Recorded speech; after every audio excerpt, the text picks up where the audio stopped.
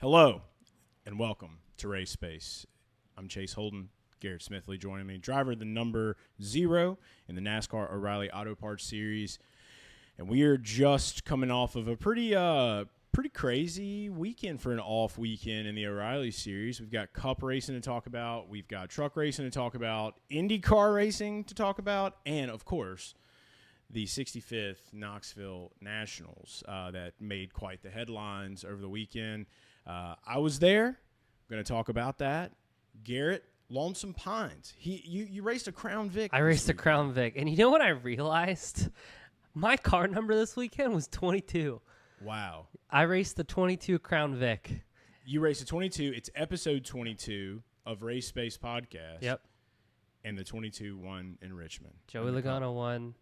And we have another double number. The 11 won the truck race. Caden Honeycutt. All double numbers. A lot of numerology going on this week. I don't really know if we can do that with like the 5 and the 47. You can't do it with the 5 because Jaden Daniels owns the 5. True. You can't use the 5 anymore. Oh, wow. I forgot about that. Yeah. I heard about that. Have you seen all the memes? Dude, I haven't seen the memes, but I remember I was in Knoxville this past weekend and someone brought that up, and I was kind of like in and out of the conversation. Yeah. So I didn't know that it was like he's putting a trademark claim on the number 5. For LSU. He played at LSU.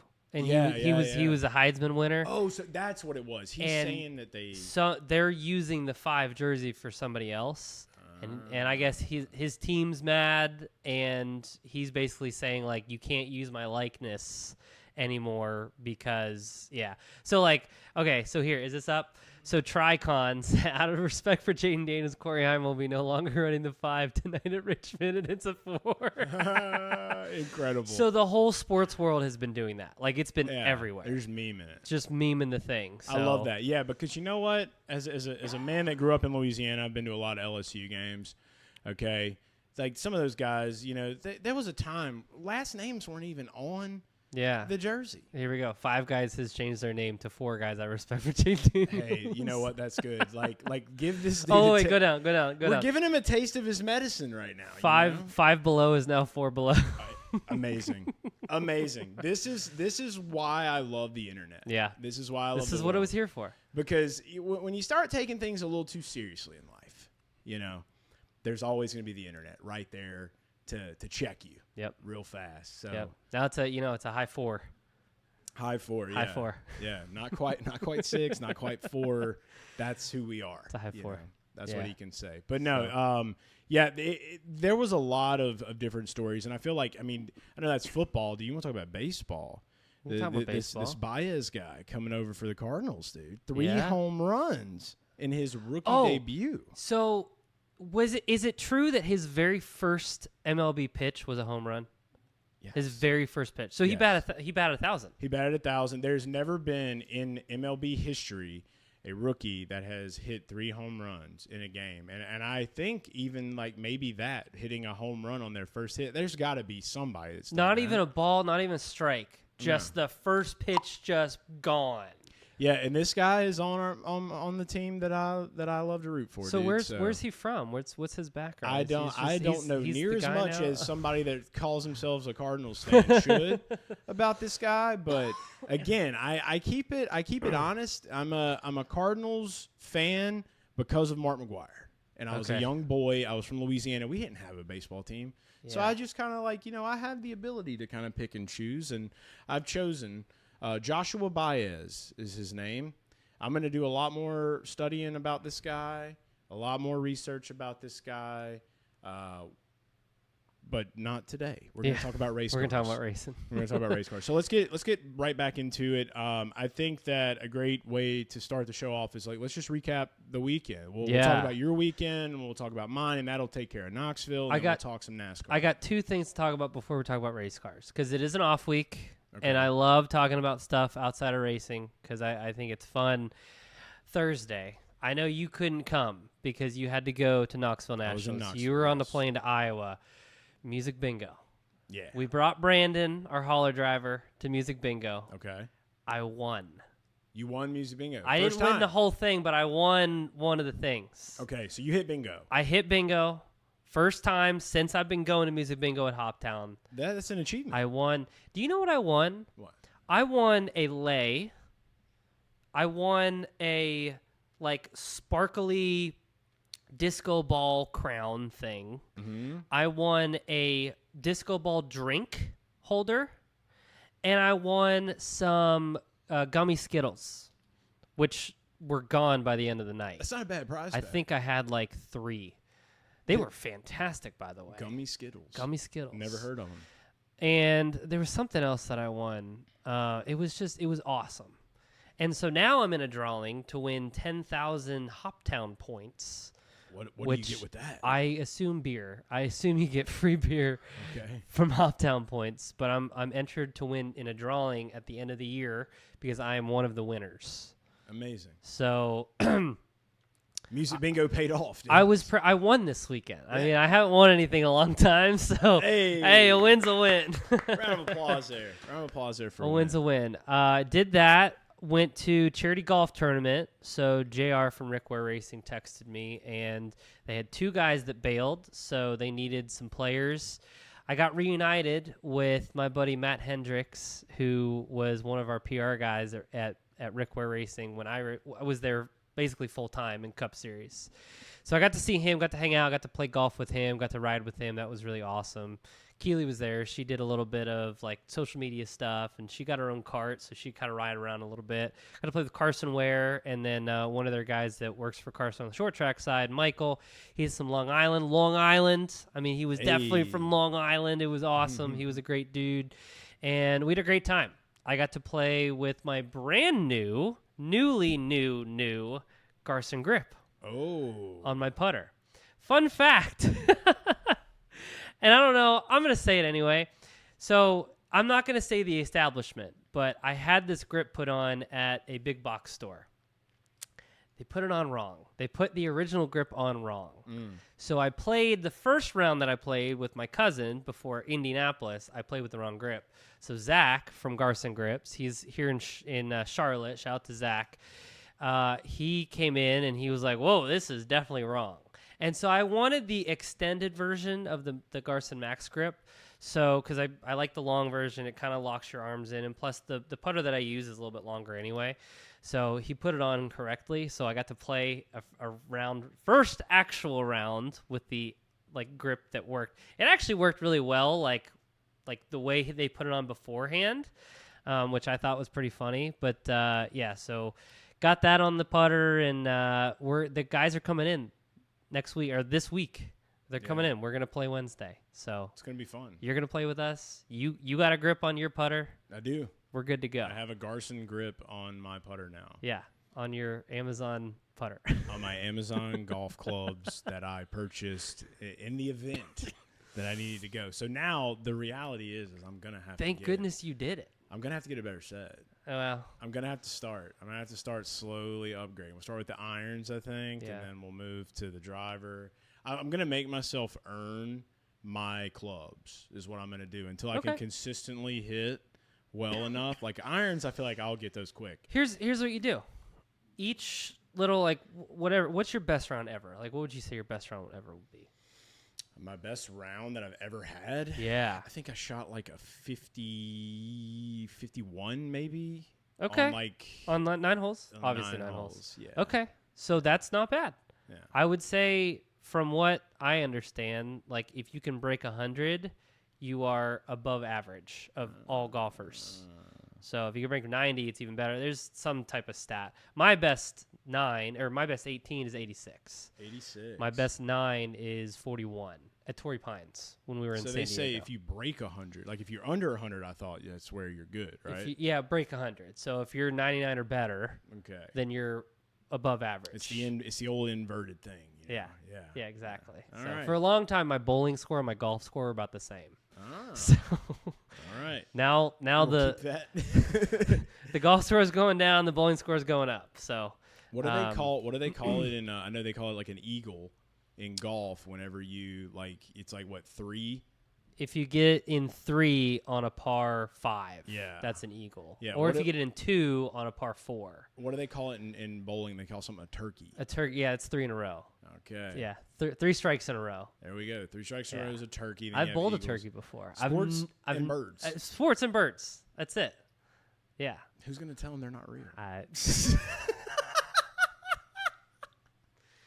That's a good one. We haven't heard that one in a long time. Good. It's one of the better conspiracies that are out there. Yeah. Okay, so that's how the weekend started. We had music bingo. We had the charity golf tournament. Shout out to Michael Bumgardner from Rickware Racing. It was a charity for the Alan Kowicki scholarship fund. Nice. So that was really cool to get to. I've never met him. I know he's an up and coming guy in the short track ranks. So excited to see what he does in the next few years. But then we go off to Saturday. And we got to go to Lonesome Pine Raceway. Lonesome Pine. Tell me a little bit about Lonesome Pine. It was lonesome. It is out there. I mean, Brian Barry said it best. You have to get lost to find this place. Okay. It's out in like the backwoods of Virginia. I didn't see the state line. We crossed 3 state lines. We went through North Carolina, Tennessee, and Virginia, and I didn't see a single state line on the way there. Just all blended together. Just all blended in. But Boo Carlisle had his Star Super Stock Series, his championship weekend, which is a street stock series.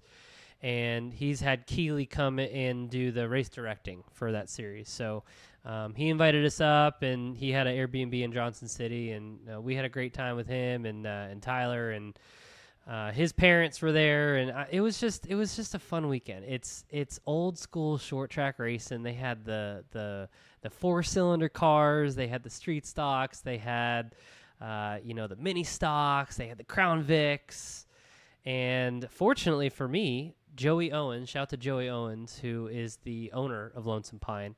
He has a few of these Crown Vics in his fleet. And if we pull up right here, this was my ride. This was my double deuce for the weekend, Crown Vic. You raced a police interceptor. I raced a police interceptor. First time I've ever driven a Crown Vic in any capacity. Yeah. I know we've been talking about Crown Vics. Cletus has brought the Crown Vics. A lot of notoriety with the Crown Vics. And, man, what a blast. First of all, this track is really cool. Mm-hmm. This track is really neat. He's put $3 million of just improvements into this racetrack, repaved it. I think it's about a 4/10 mile track, so just under half mile. And it's like long straightaways. It's almost like if Martinsville and Bristol had a baby. I mean, It's long straightaways, but then super high banked in the corners. And I mean, these corners are, it's just a hairpin corner. I mean, it's like all you see is banking going in these corners.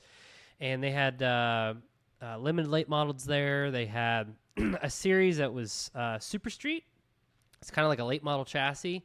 And they said, whatever motor that you can fit inside that front clip, you run that motor. That's the so one. It's kind of like a run what you brung kind of deal. It was a cool spot, and really nice video board. They've got a VIP section down in turn 1.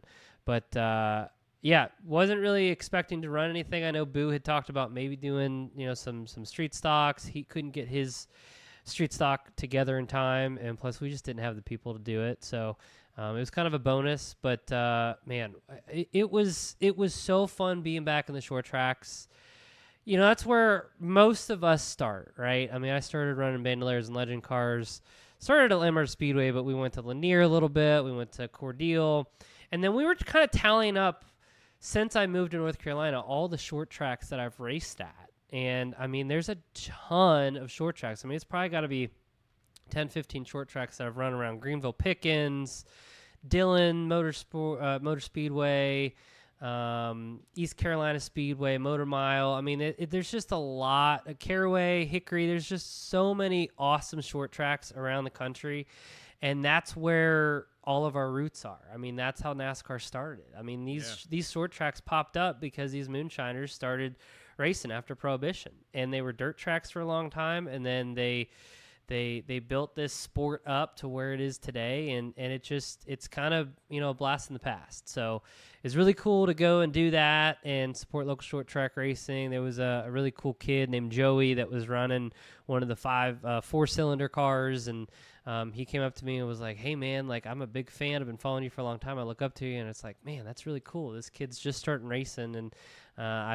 he finished second. I went over to the podium where they were standing on the front stretch, and gave him a fist bump and told him congratulations, keep at it. And just really, really cool to see some of those guys. And I mean, some of those guys could be the future of the sport. So I know Jonathan Schaefer was there. He's run some truck races. He won the one of the limited late model races in there. And a lot of people talking about Bobby Dotter. A lot of people talking about, they know that I drive for Bobby Dotter. And a lot of the NASCAR officials were there, and they were like, hey, you still run for Bobby Dotter? It's like, yeah. And, Bobby's kind of a legend in the short track ranks himself. So it was really cool to go do that, supporting the short tracks. And, it was cool to see, and definitely hope that we can do a lot more of that. Yeah, no, it's going to be great. I know that I want to see you back in a Crown Vic one weekend.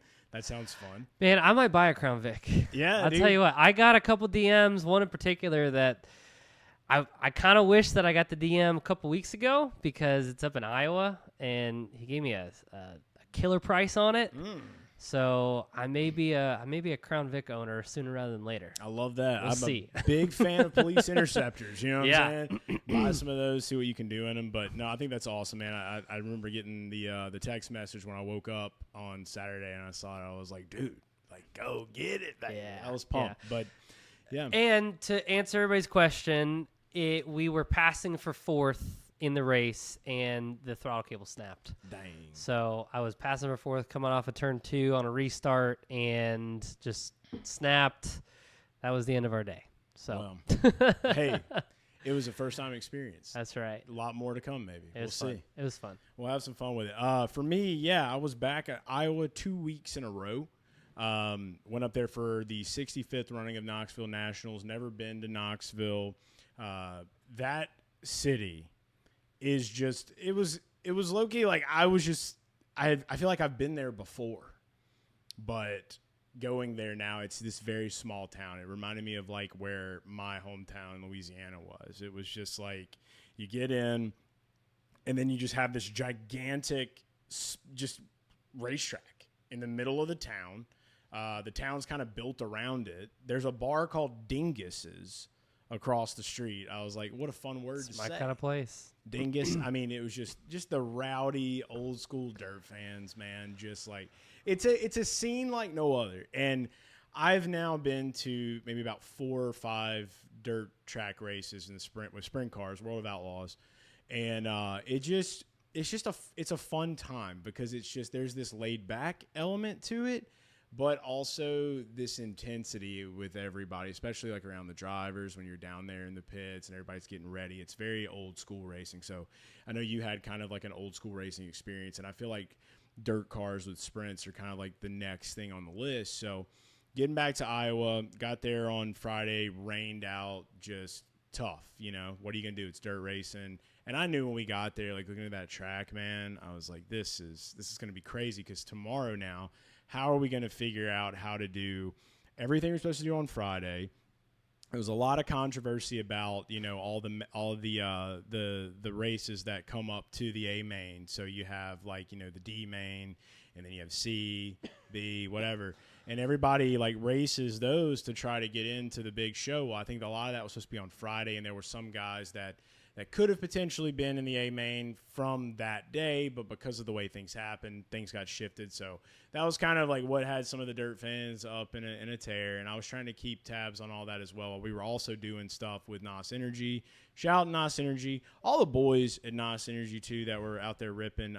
Sheldon Haudenschild finished second in Knoxville Nationals. Was a big deal. Spencer Baston was out there. Chris Wyndham was out there. Tyler Courtney. They're all the NOS Energy drivers. So big shout out to those guys. I've gotten to hang out with them a good bit, know them a little bit as well. And they just I love the fact how when you go to those races, like there's every one of those drivers has a trailer. They're all selling merch. Like it's a whole lifestyle, man, because those dudes are just digging week in and week out, going wherever they can to go get their car on the track. But Sheldon had an amazing car this weekend, and it was the Grand Prix Guava NOS Energy flavor. That's the new one. That's the new one. What you've been talking about. So he had the pink and the green, and it was like a really cool scheme matching that exact can. And like somebody had a great idea. They were like, why don't you just take every flavor of NOS Energy and make them the cars? And I'm like, that would be pretty sick. Yeah. So who knows? Who knows what will happen? But Saturday, getting back to it, Saturday was the longest day I think I have ever had, and a lot of people in the industry would say the same. We usually, when you're going sprint car racing, you're starting your day around 2 p.m. 2 p.m., everybody's kind of getting into the track, getting settled. We started that day around 9 a.m. Wow. We didn't get out of there until like 3:30 a.m. the next day. So it was wild. It's a long day. Yeah, and there was also, too, like, all of the chatter about Kyle Larson, obviously, was a big deal. We all knew he had to go back to Richmond. He had won earlier that week, one of the events, and, like, he was there. He was leading the points going into the race. He pretty much got himself a spot. You just didn't know what was going to happen with the weather because of how rainy it was. It was spotty on and off. And races kind of get started that day, and then we have a really long break, kind of like waiting, building up to where we get to the mains that night. Did a lot of cool content, things like that. And then we get to the nighttime, the mains start, and we hear the news. And the moment that I heard Kyle Larson was coming back from Richmond was the moment that I realized, like, this is my first Knoxville Nationals, and I'm at what is probably going to be one of the most historic and most talked about Knoxville National races ever.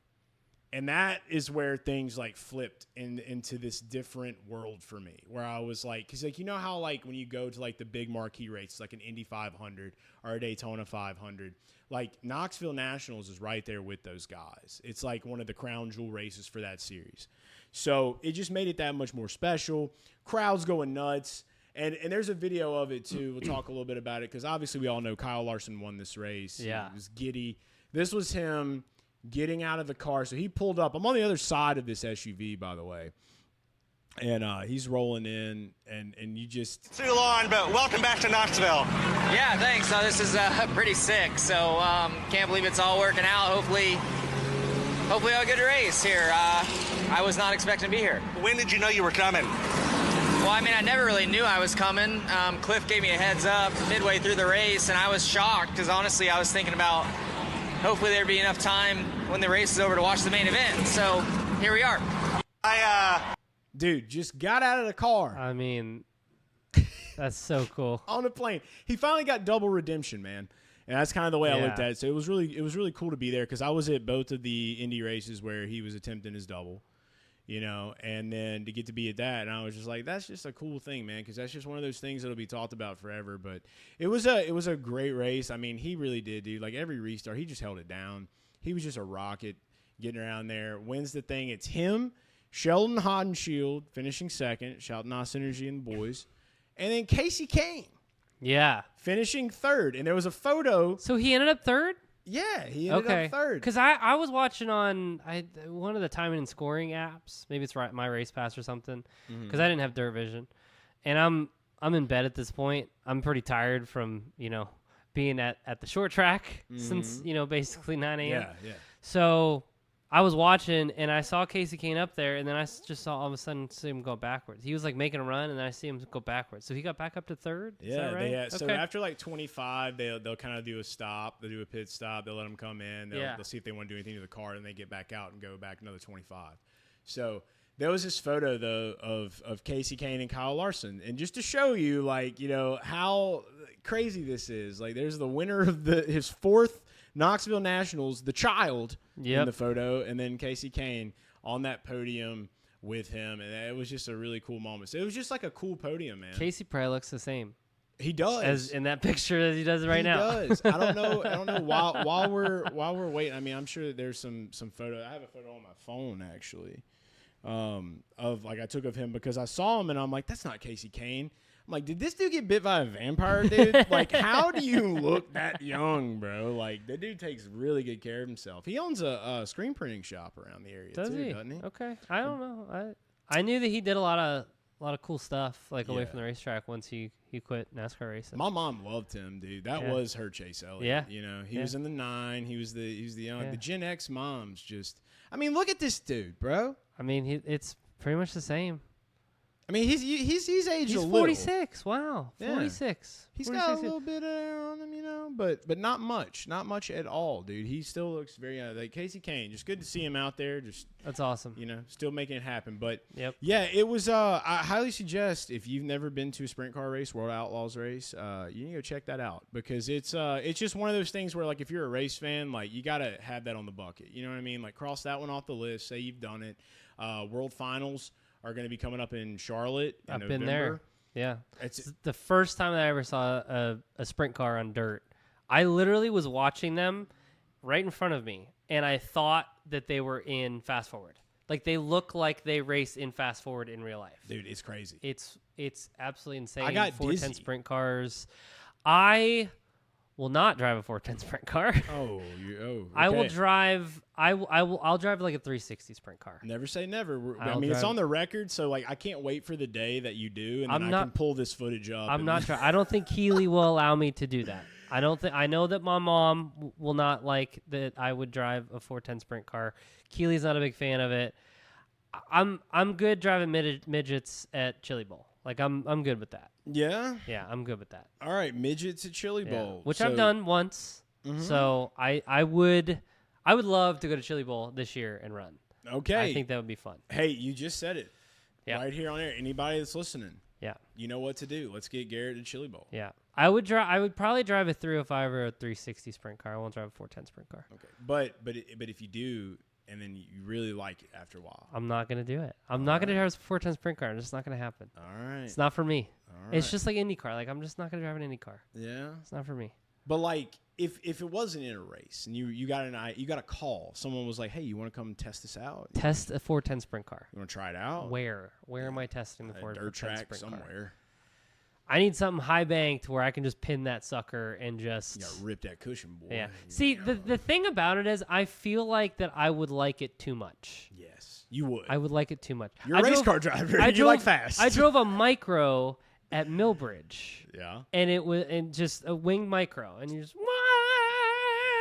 this is the whole thing. It just gives you like injecting all that adrenaline, Dude, that dopamine. It's like to this day, one of the craziest things that I've driven in my entire career was that midget at Chili Bowl. I mean, it's like riding a bucking bronco. I've never been on a bucking bronco, but I just feel like that's what it's like. yeah. I mean, just What's flow the state thing- like in that thing? Whew, here's the flow state. Here's when I knew I was in the flow state. While doing this whole thing, I ripped a tear off, like in the middle of the heat race. I ripped a tear off my helmet. And I knew at that point I was in the flow state because it's like, Yeah. there's so much going on. And you're sitting there. First of all, the way you sit in these things are unlike any other race car that like you sit straight up and down. The throttle pedal is like you push it up and down.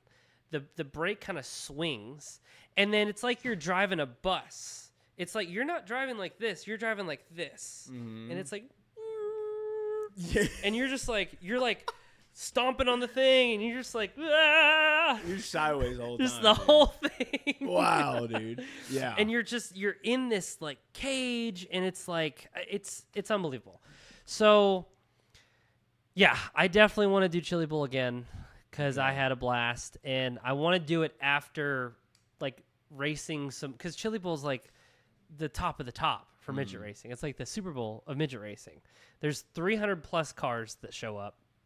Everything is inside. It's in the largest freestanding building in America. Oh. Yeah. I've heard Chili Bowl of flu is like a real thing. Chili Bowl flu. I didn't get it because it was COVID year and I wore a mask the whole time. I did drink way too much. Yeah. See, I couldn't make the A main. I think I was in like the N main or something like that. I mean, my race was at like 10:30 in the morning.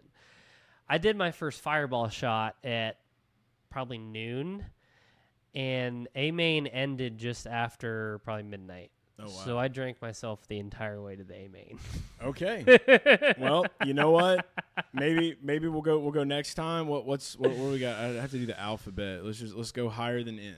Let's go. We definitely need to be higher than N. Let's go we higher. Definitely, I would like to and it was like the perfect storm because I started on the pole in the heat race, Very first midget race ever. Second ever dirt race of my life. Oh, wow. And practice went good. The first practice session went great. I mean, I was carrying the left front. I was fast. I was passing cars. It was great. Everything from that point forward down, it just went down. There's the NOP. We blew a tire in second practice. We had the fuel was turned off in the heat. The heat race, I started on the pole. In my C main, the fuel was turned off. It was just all kinds of craziness. I just need some laps, but definitely a lot of fun. And dirt racing, it's something else. It really something is. else, I didn't think that I would like it as much as I do. Yeah. But I do. And the one thing I learned from the Chili Bowl, beer tastes better with dirt in it. yeah. I'm telling you. All right. Something about it. I mean, some people say that tire rubber at Darlington in their beer makes it taste better. I've heard that. Same concept. It is same the same concept. thing. Yep. Just to show you, though, real quick before we move on to NASCAR, this is how excited Kyle Larson got when he found out that they were going racing. And Play the in-car. This, to me, sorry to cut you off. This is so fun to me. Like the fact that Cliff Daniels is on the radio talking about Knoxville. So let's get some volume here. This is the whole journey for Kyle. Knoxville has not even started hot laps yet. Big delay for the race. Don't know if it's tomorrow yet, but they're way behind, just so you know.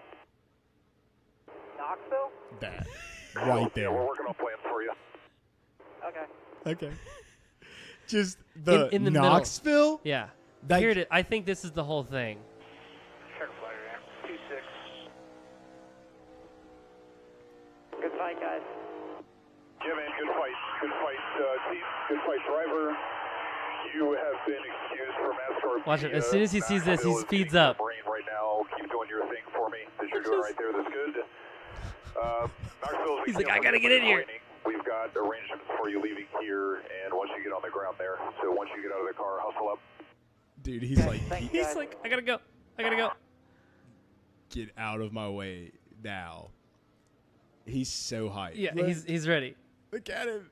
He's like, I gotta get here. Stay out of the way. You're not going to Knoxville. I am.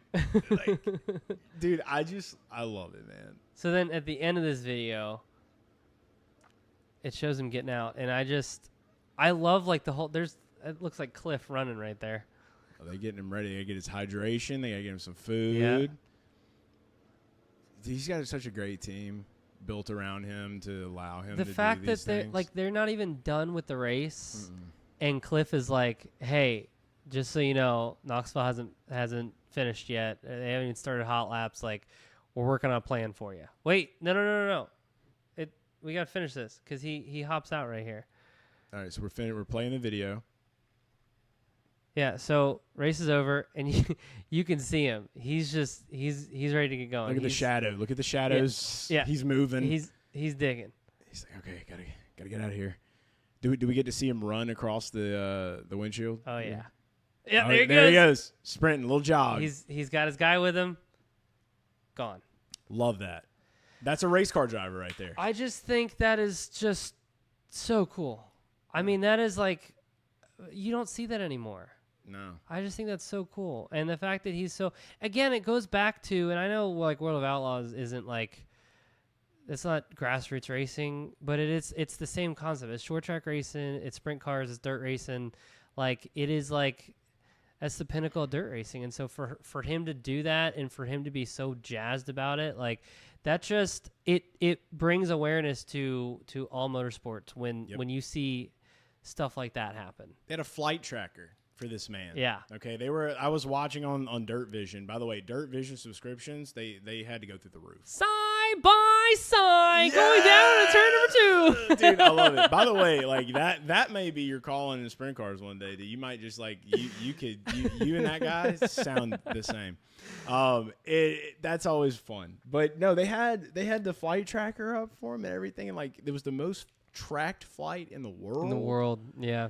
Like, dude, yeah, like that's the way I was looking at it, man. Because I'm like, if you are Kyle Larson, you have this ability to where, like, so many NASCAR fans probably had, like, there was people searching, like, what is Knoxville Nationals? Like, that was a big search trending thing. Like, that's how you rope it all together, man. So him doing what he's doing, is a thing that I would love to see more guys do if they have those opportunities. Just finding a way to web it all together is going to be the best thing at the end of the day for racing in America.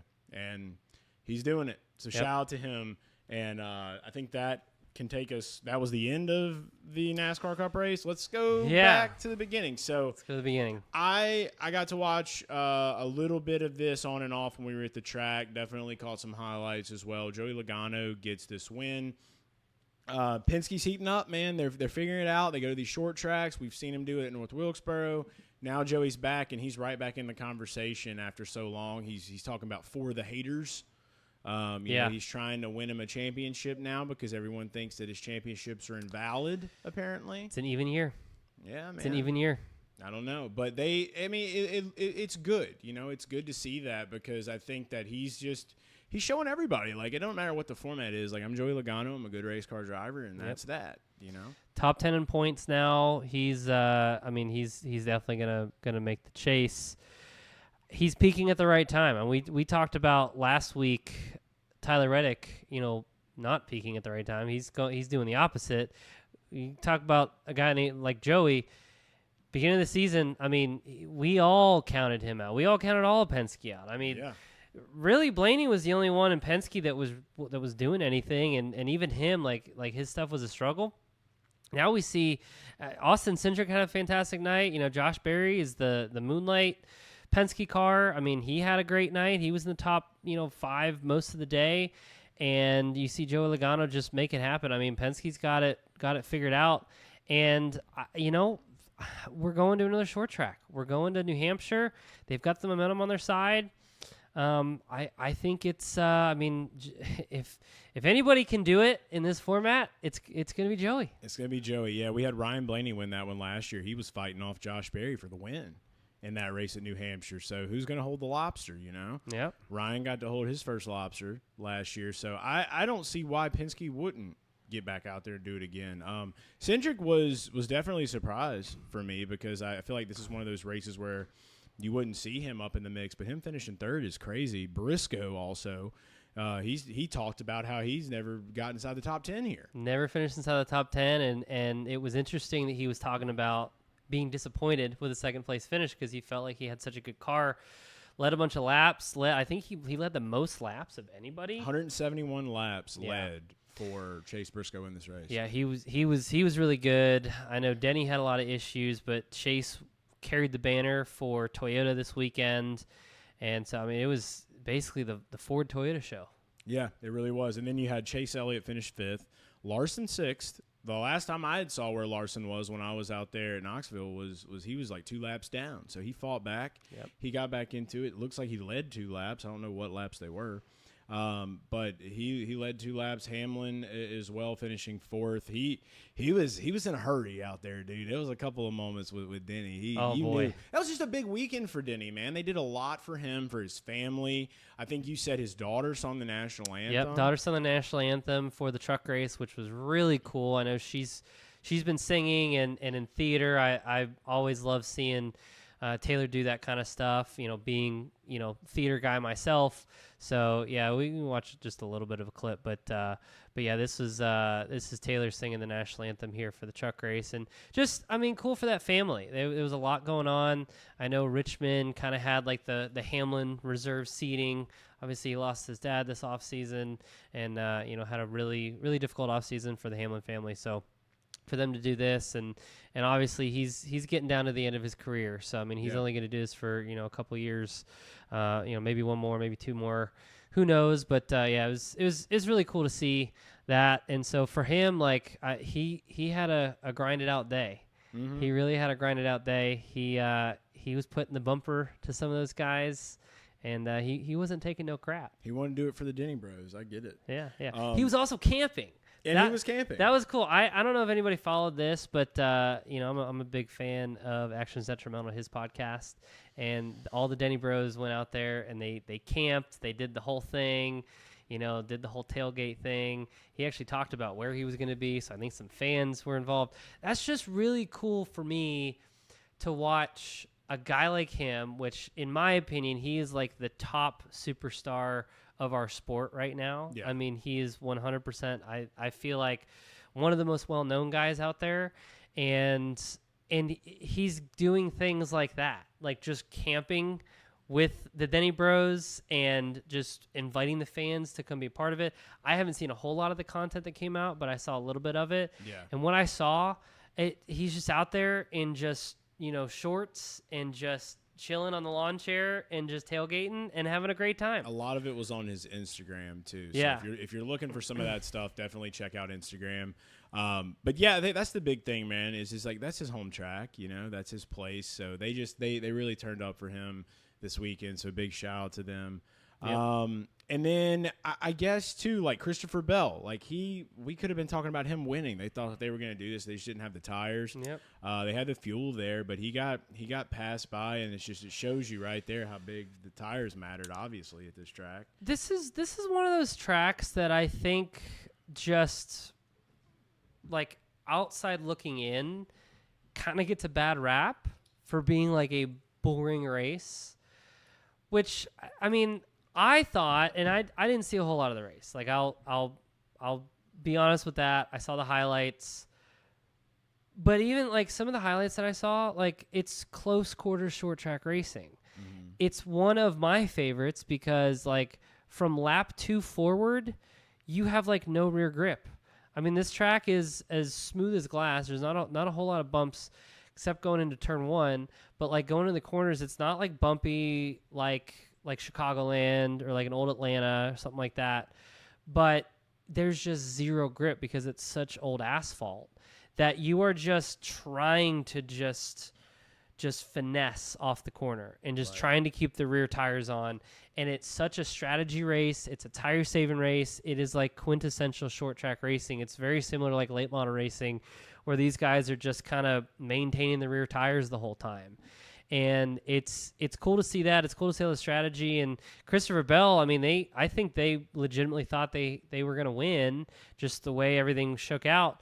And then all of a sudden, there's a clip of his spotter saying, all right, the 22's, I don't know, passing for position. 5 seconds back or whatever. And he was just like, is that for position? He's like, yeah. And he was like, well, there goes our chances. Yep. Like that's it. That's it. It's over with. I mean, like that's how it goes, man. So that's why I love this race too. And like I hate all of the hate that it gets because so many fans are like, "Oh, Richmond sucks. This race is a snoozer." Da, da, da. This is a race for strategy, dude. This is a strategy type of a race. This is maybe what some might call a race off pit road. But if you're into racing, like there's multiple ways that you can be into racing. And for me, when it comes to what the crew is going to be calling and how they're managing tires, how they're managing fuel, that stuff has always just been interesting to me. And that's what makes Richmond so great. Like I remember so many times, like Martin Truex would just be killing it at this track, dude. And it was just because like they had the game figured out. And you would always have like somebody that would just have that edge, or they would have that one little thing that someone else didn't. And that could be the story for every track. But at Richmond, there's just a little more that goes into it, I've always felt like. So, yeah, and you can visibly see these drivers manhandling these cars coming out of the corners. You can see the cars sliding around, which in the next-gen era is awesome because you don't see that a whole lot anymore. No. So this is one of those tracks that you see it. Not every race is going to be an Atlanta Motor Speedway. Not every race is going to be a photo finish. Not every race is just going to be like door to door, like just Daytona style. Cars whatever. Flying in the air, like some just, guys. Why don't them cars fly in the air anymore? Yeah, it's just not every race, but this is one of those that's just if you like short track racing, this is the track to watch. And I'm so excited that the O'Reilly Series gets to go back next year. I am too, man. Big saving grace. I feel like that is just. Like with the racing right now, like I hate that we didn't have one this weekend. I mean, it worked out. I mean, we had some things to do, but it worked out. But yeah, glad to be going back there next year. Big shout out to Joey Logano and Cam. Also, too, inside, I was pretty surprised too with seeing Alex Bowman finishing 10th, and he's in the 48. There's also been some big news that has developed about the 48 today. Yeah. On Monday, when we're recording this, Connor Zilic will be driving the number 48 in 2028. So we all know Alex Bowman has one more year next year.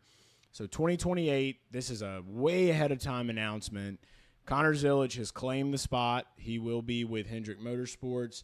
So 2028, this, we've got about a year and a half, maybe a little bit under a year and a half left to go before we see that. And there's a lot of questions I feel like that come with this. But before, it's really good morale booster for Connor Zilic right now, I would say. And I think that some of the big questions that people are having is, okay, well, what's up with Corey Day? What's going on with him coming over? Well, I think that this is his first year in the O'Reilly Series. Would you say first full-time year? Yeah. Would you say it's fair that development drivers per se that are coming in probably have maybe more than 1 or 2 years getting situated? I mean, it's a conversation. I mean, there's two sides to this coin, right? Because you see a guy like SVG coming in, and he's been very vocal in saying that he felt like that he wasted a year doing the O'Reilly stuff. Now that he's doing the Cup stuff, he feels like that if he could have just gone straight to Cup, he would have been better served. You see a guy like Corey Heim kind of just did the trucks for a while, did a little bit of O'Reilly, but not a whole lot. And obviously he's Cup ready with 2 wins. I think the beauty of it is that there's no set path. There's no blueprint that says, hey, you do this, you do this, you do this, you become a Cup superstar. There's just no path. And you see guys like Corey Day, who's a dirt driver. You see guys like Connor Zilic, who's a road course background driver. Obviously, he went the O'Reilly Series route, won a ton of races in O'Reilly, obviously has a gob of talent, and has gone to Trackhouse this year and struggled. I think more so because of the car that he's in, but at the same time, it's just so difficult, and it shows how competitive the Cup Series really is. Yeah. So I don't think that we're ever going to see like, oh, this is how it's going to go. But I definitely know that these teams are looking at these drivers and saying, well, okay, if you want to put a guy like Connor Zilic against Corey Day, pros and cons, things like that, like Connor's still 20 years old. Yeah. He's 20 years old. Can't even legally drink yet. And now he's going to go to the 48 in 2028, and after 2 full seasons of Cup. And so Hendrick is saying, well, I mean, that's a whole nother year that he's guaranteed to run Cup. In, hopefully that Trackhouse is going to continue to improve, and hopefully, his first win is on the horizon. But, Hendrick is kind of saying, well, we kind of get a guy that's getting developed for free. Are they running Hendrick engines at Trackhouse, or are they have their own program? I believe they're running Hendrick engines. So I see this as, they have some support from there. I think that this only strengthens that for Trackhouse. Yeah. Now knowing that they have a driver that's going to be coming over. So, they want to make sure. And another thing, too, is like, I've seen Connor Zilic in a lot of media. I've seen Connor Zilic. He has a lot of the media background. He's very outspoken with things. He's big on just personality. I feel like Corey Day, we just haven't seen much of that yet, Yeah. But those are all things that can be counted for. But I think we all knew in the back of our minds that we would see Connor end up going the Hendrick route at some point. It just made a lot of sense. So that's something that I am happy to see. Also, too, they're talking about some developments at the Hendrick, I guess the compound. We were talking a little bit about what are some other things that are going to come from this. Well, NASCAR Chasm had a great blueprint AI drawing of what might appear at the at Hendrick this is very great. soon. So got a nice little play slide that's going to be installed there for old Zilly. That's for Zilly. He will be over the age of 21 when he does go there, so maybe should remove the slide, maybe go like monkey bars or seesaw. Do we think he will still live with his parents? He still lives with his parents right now. We've got 2 years to find out, dude. I mean, that's about enough time to find a place around. Yeah. It takes you about 2 years to find a place to live in this area. So I would say things are trending up for him when it comes to maybe graduating from the slide to the monkey bars or seesaw. Yep. Shout out to him. I do want to go back. Trackhouse does use ECR. They're ECR. Okay, so we probably see them. Maybe they make the switch to Hendrick. I don't know. I think that is bare minimum what probably happens. I just can't see an announcement this early, knowing we have a whole year coming between there. So I'm glad we got that sorted out. That could be something to look out for, something to watch for. How is Hendrick going to kind of hop in and maybe help a little bit of that Trackhouse program, knowing that a future driver of theirs is there currently and has one more year? You definitely could see that. And then that begs the question, what happens to the 88 in 2028? There we go. You want to speculate? I mean, who do we have that's kind of floating right now? We talked about Corey. Maybe Corey Day goes there. If they get the alliance, that could be something potentially, but alliances can be short-lived. I know Corey is, in the Hendrick pipeline, but I just wish with Zillage going there in 2028, like they're not like Chase Elliott's there for life. Yeah. William Byron's probably there for life. Yes. Kyle Larson's for sure there for life. Yes. What happens? It's got to be something. I would say, with Trackhouse, depending on how things shake out, we could see a Corey Day go there. I know Josh Berry's getting out of the 21. I don't think he's going to end up at the 88. I really don't know because, this leaves, Chastain and SVG as the two guys. Who knows? Anything can happen. Do you see a guy like Riley Herbst go over there? Riley is an option. Right, that's a good one. So we got Riley that's kind of up for it. There's a lot of drivers that are supposedly supposed to be up for renewal right now, aren't there? So I would say that there's definitely a list of names. I want to know what the listeners are thinking. Hit us up in the comments. Let us know who you think will be in the 88 going into 2028. You know who's peaking right now in the O'Reilly series? Who that? Carson Kvapil. We got a little Carson Kvapil. Carson Kvapil. I would love to see somebody come up from O'Reilly, man. I think that makes a lot of sense. Brent Cruz is probably going to be making his way at some point up into Toyota. Oh yeah. We have a lot of really good talent that's there right now. And you also got the Truck Series to think about. The Truck Series, some of those guys, didn't you say a lot of these guys are coming right out of these trucks and they're going to these Cup cars because of the whole, there's some kind of downforce comparison that's out there maybe a little bit right now. Yeah. So, Caden Honeycutt, he won a truck race at Richmond this weekend. He's did. with Toyota though. So who do we have in the Chevy camp over there on that end? That's really making their way downtown right now. It's just not. It's so saturated. I think on the Chevy side, and I wouldn't put a whole lot of thought into Toyota development stuff because you see so many times like these guys that run out of space and run out of places to go. And then they go like somewhere else. Yeah, they'll hop. We saw it with like Noah going from JRM and he went to Ford. Yeah. We've seen that happen before. Yeah. So same thing with Barry. Yeah. I think it all boils down to what these teams are looking for in a driver and like who they can scoop up. I don't know. Yeah. Producer Kevin has a good. Who's he? That's Parker Retzlaff. Parker Retzlaff. He's been doing a lot of good stuff this year in that 99 car. Sam Mayer in the 41. There's Sam. We got. I don't know. There's just so many names in the O'Reilly series. I will say, you got to think about, are you a good driver? How do you handle the media? How do you have an all-around package really? Do you have sponsorship to bring? Do you have sponsorship? That's another big one. Sponsorship's probably one of the biggest ones. So there's a lot of names that are out there in the hat. I'm just like I'm gonna turn this one over to the RACESPACE listeners. Let us know what you think. But I think we were talking a little bit about trucks. It's a great time to kind of segue. Let's go to trucks into that. So Caden Honeycutt wins. I was surprised that Lane Riggs just didn't keep it going, dude. I was like, I thought he was just going to win every race the rest of this year, dude. Caden didn't win. He stomped him. He dominated. I mean, it was just him. Shout out to SVG, wins his first truck pole. Yeah.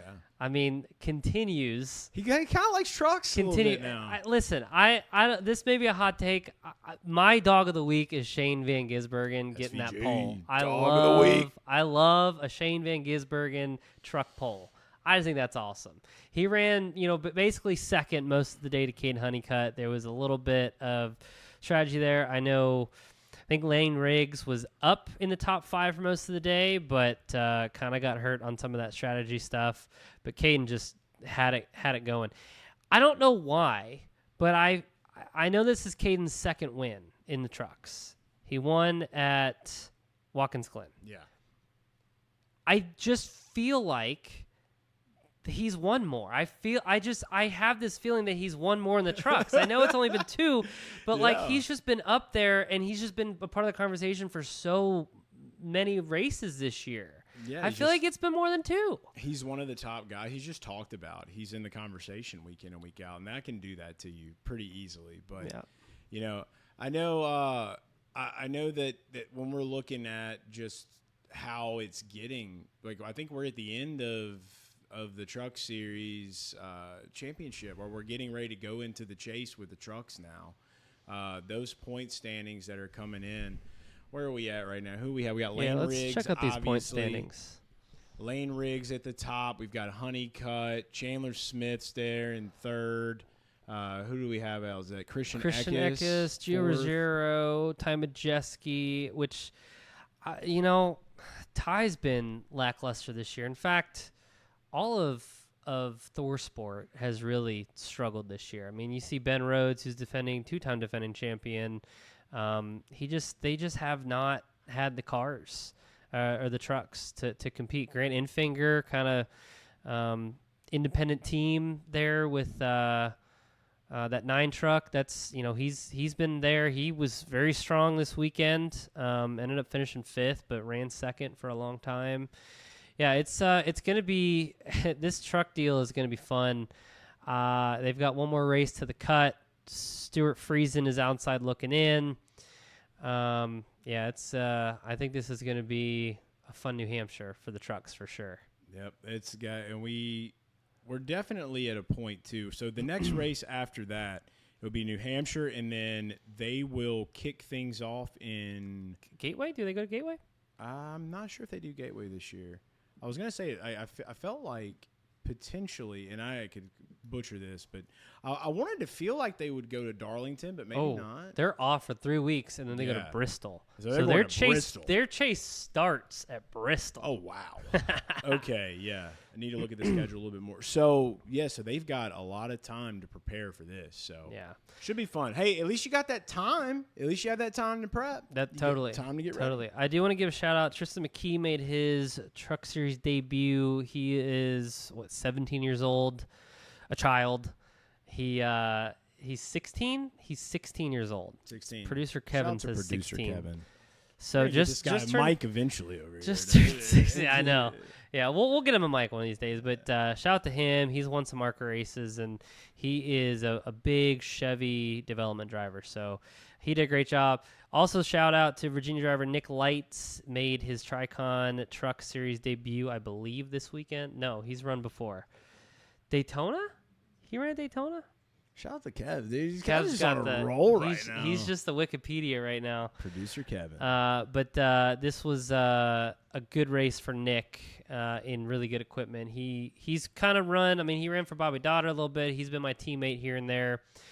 So, Nick likes to drive 4 Tricon Truck Series races. Starting, where did he start? Oh, he ran at Wilkesboro. Okay, so Wilkesboro, Richmond, Bristol, Kansas. So just cool to see some of those guys that have been journeyman drivers that have driven some of the mid-pack race teams get in some good equipment. So finished 12th there. So there it is. Well, that's some of the NASCAR weekend that we had in Richmond. Talked to you a little bit about dirt. I think we should definitely cap this off with a little bit of IndyCar chatter real quick. There was a lot of chatter in IndyCar this week, by the way. And I didn't get to give it as much attention as I wanted to. Did get to catch some highlights. But it started off for me Thursday night seeing this guy, this random dude on X was like doing this track reporting, right?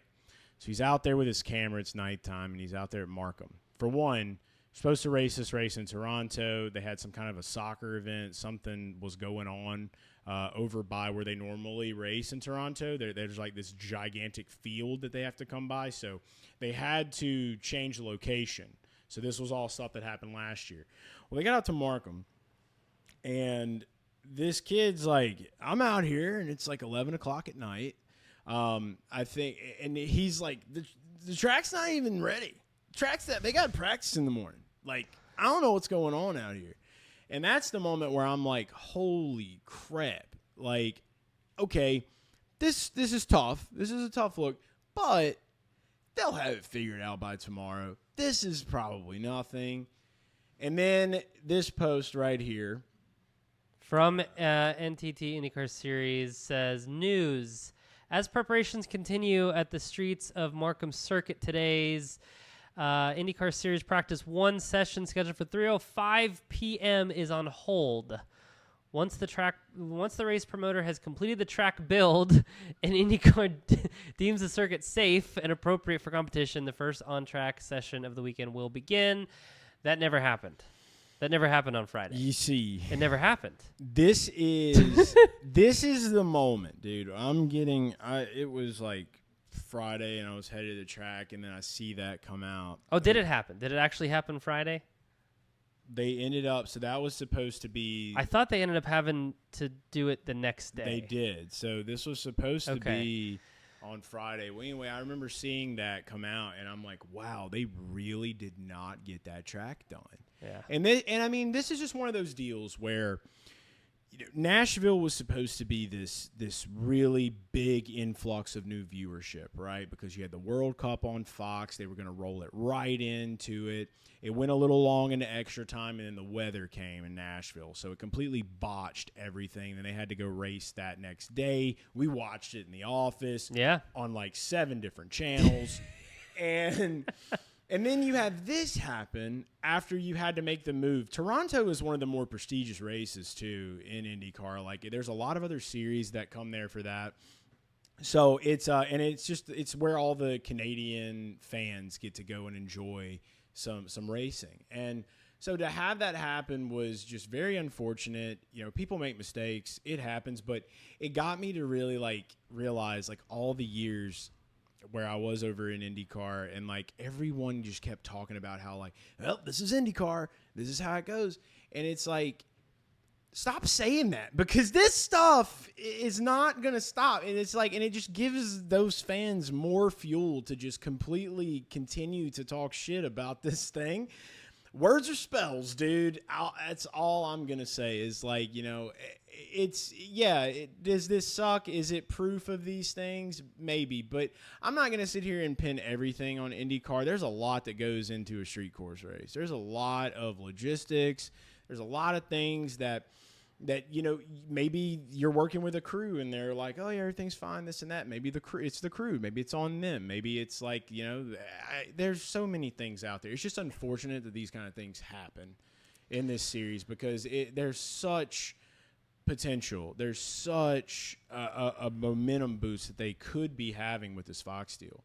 But then again, you get to Sunday, and that hairpin made it very exciting. So then it was like everything was over. There was a clip that Kevin brought up. This was in the USF, I believe, the USF series.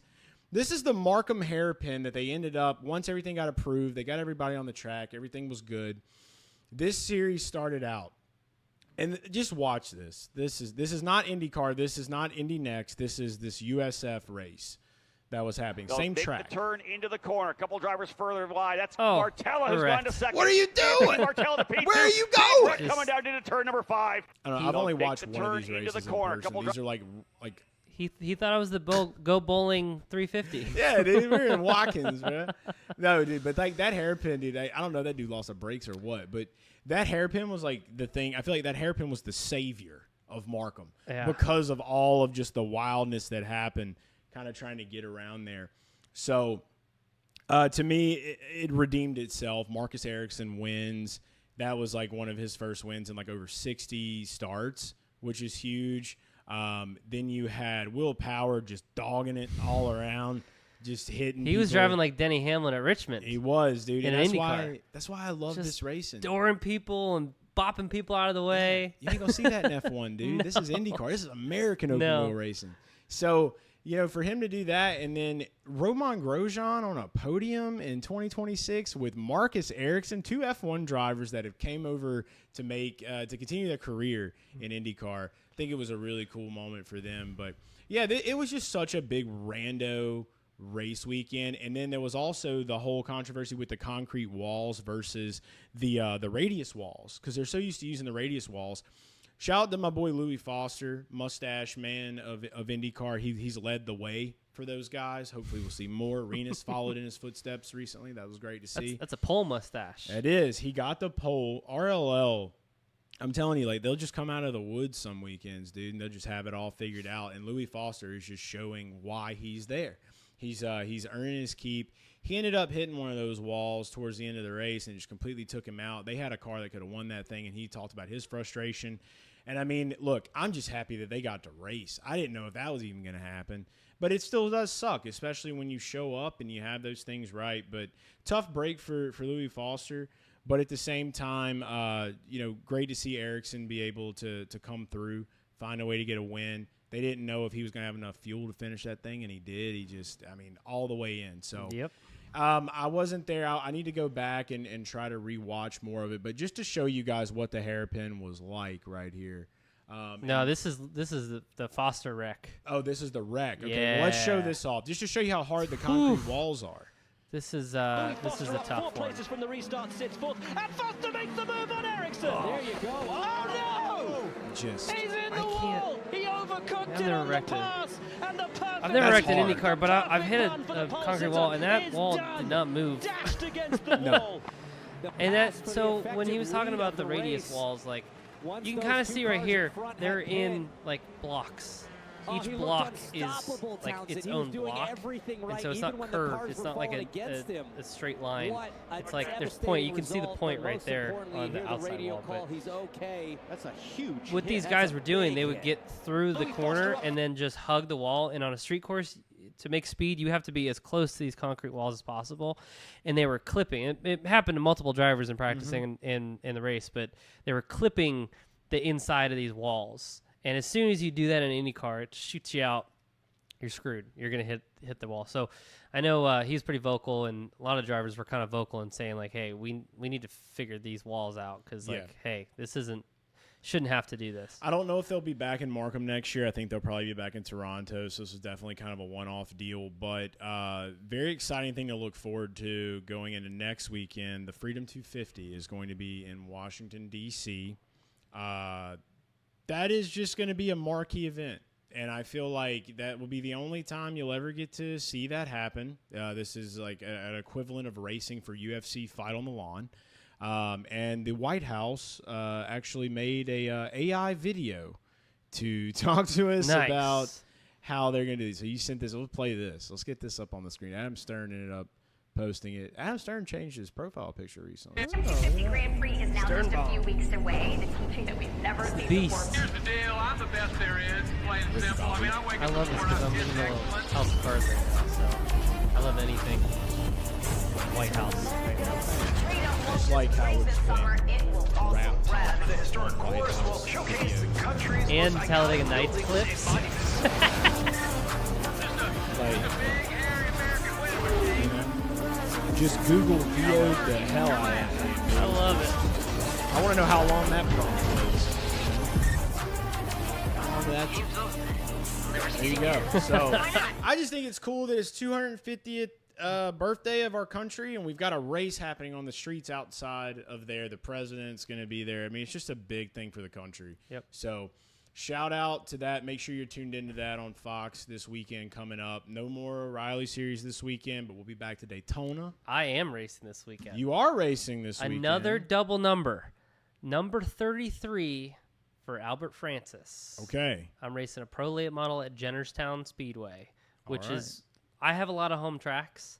This is truly the closest track to my hometown. It's like 15 minutes away from Ligonier, Pennsylvania. Look at that. It's a fantastic racetrack. I've raced the Cars Tour up there a couple times, raced the Motor Mountain Masters a few times, and it's going to be a cool event. Also, Jennerstown is bringing me up for the day after, so this is going to be Saturday, the 22nd, August 22nd, on Flow.